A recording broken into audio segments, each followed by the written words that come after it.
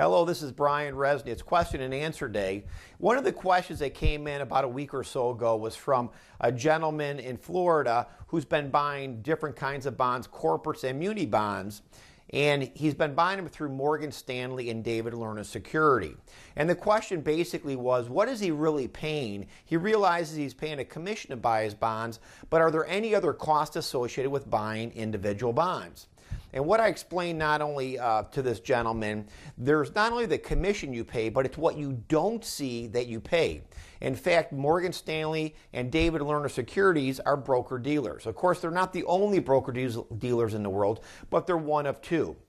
Both of these firms and all broker-dealers in general do what's called a markup and a markdown when you buy individual bonds. So again, you see the commission you pay, but you don't see what the markup and markdown is. It's legal for these firms to mark up when they sell you a bond and mark down when they sell your bond.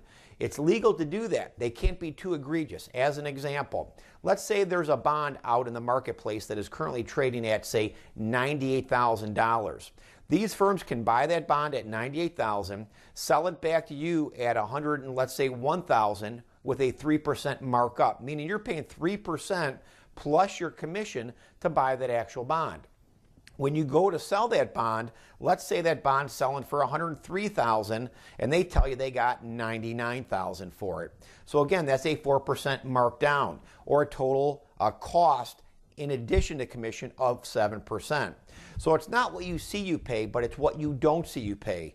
And unfortunately, in the broker-dealer community, these inherent conflicts of interest are rampant and they cost investors a ton of money. What I would suggest that all investors that own bonds is understand markup and markdown, and don't believe your broker or brokerage firm is working in your best interest, because if they're not a fiduciary, if they're not fee only, there's serious conflicts of interest that will arise.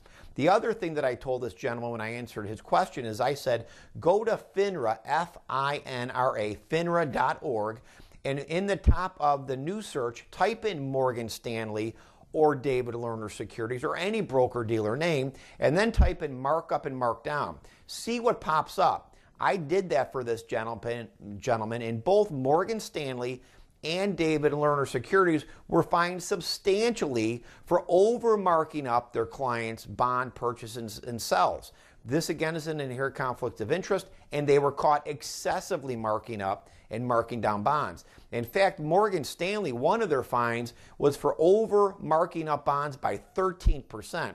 So imagine there's a bond that costs $100,000 and they sell it to you for $113,000. That's crazy. Well, of course, they can mark it up and mark it down, but they can't be too egregious. Morgan Stanley and David Lerner Security, as all the broker-dealers over time, have been caught usually not only once, but often multiple times in excessive markups and markdowns against their clients. So again, it's what you don't see you pay, and when you're working with a brokerage firm under suitability in a brokerage account, their interests are far different than yours, and they don't have to work in your legal best interest or offer you the best advice. Only advice that's suitable, which is often tainted and conflicting.